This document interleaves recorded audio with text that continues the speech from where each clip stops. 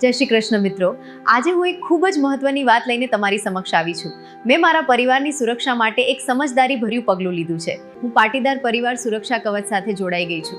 કારણ કે જીવનમાં ક્યારે શું થાય કોઈને ખબર નથી. સુખમાં તો બધા સાથ આપે છે, પણ દુઃખદ પરિસ્થિતિમાં સાચો સહારો કોણ બને છે એ સમય બતાવે છે.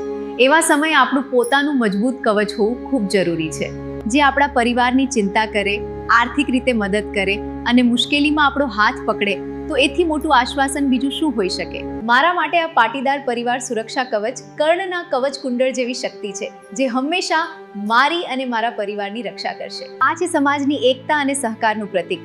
આજે મેં મારા પરિવાર માટે વિચાર્યું છે. હવે એક સવાલ હું તમને પૂછું છું, શું તમે તમારા પરિવાર માટે વિચાર્યું છે? સમય હાથમાંથી નીકળી જાય તે પહેલા એક સાચો નિર્ણય લો અને તમારા પરિવારને સુરક્ષિત બનાવો, કારણ કે સુરક્ષા કોઈ ખર્ચ નથી.